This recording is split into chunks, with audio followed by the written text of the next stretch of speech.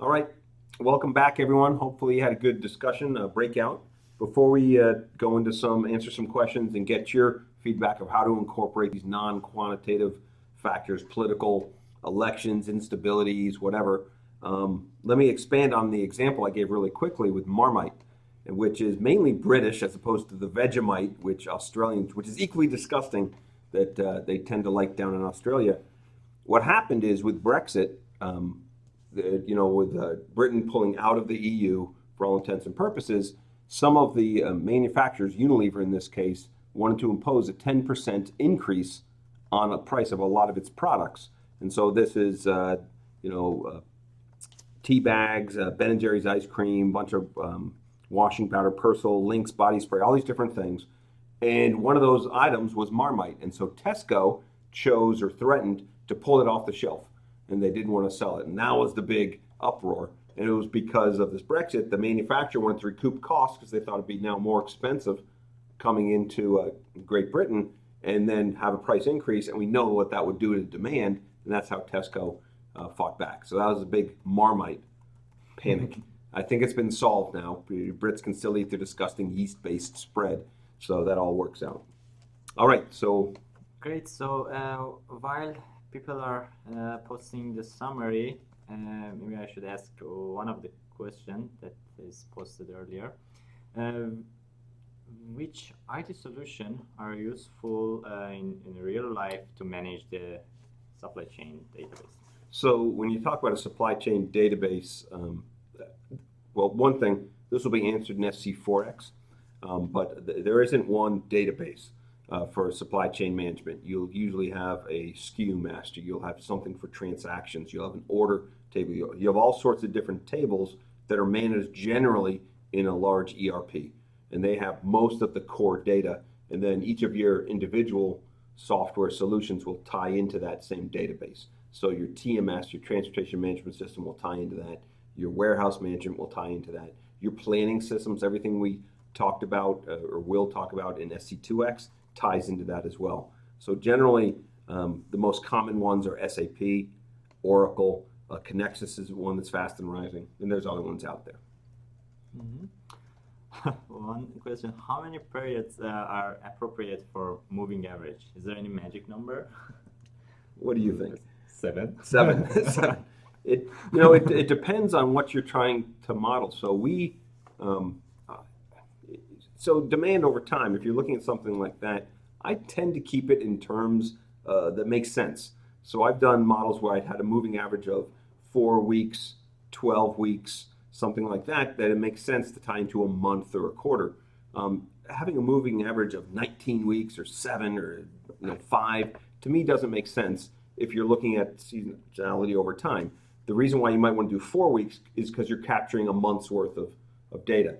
But there's no hard and fast rule that I know of or a heuristic to say, okay, this is the exact number that you're looking for. Because all you're doing with a moving average, right, is you're just saying, I'm averaging over this period. It's cumulative over a period. That's all it's doing. It's treating the oldest one the same as the newest one. So there's really no magic number there. Mm-hmm.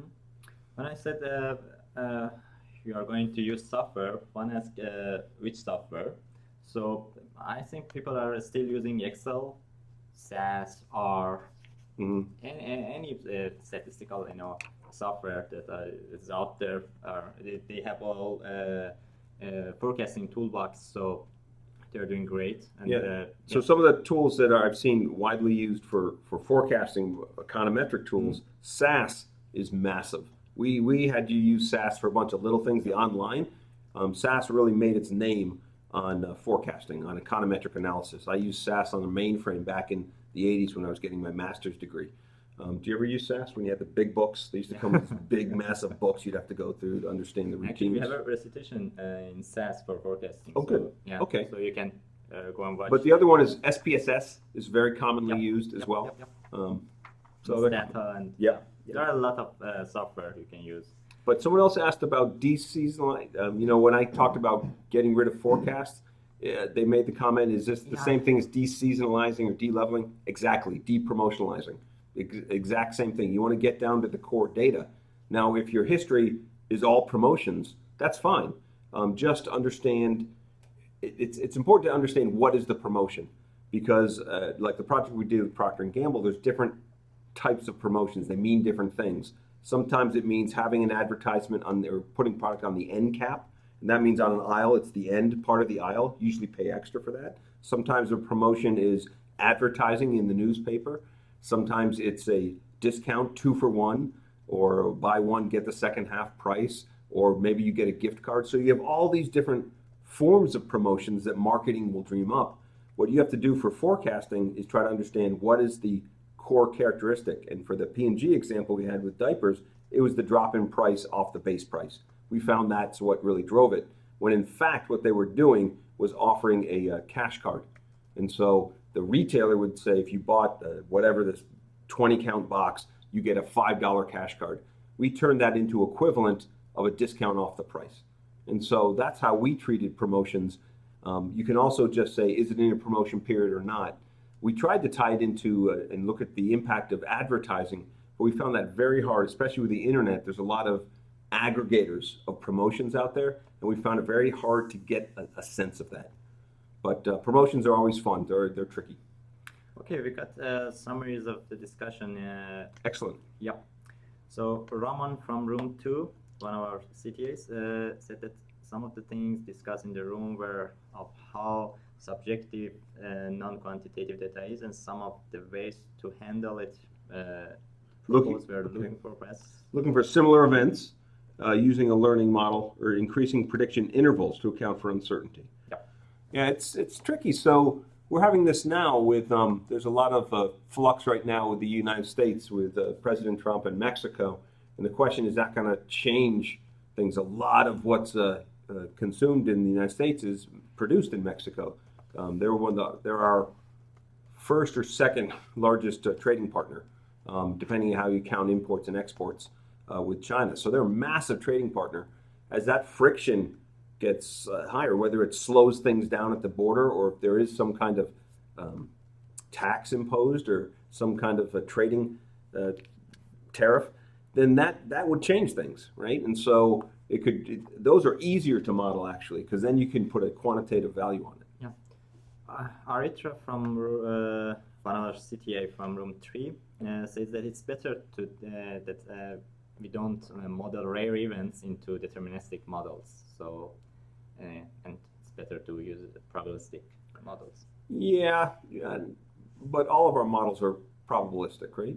The forecasting model is probabilistic because you assume that error, you're assuming a distribution of your error terms. I understand what you're saying. So a lot of times people treat these as black swan events. I don't know if people have heard that phrase.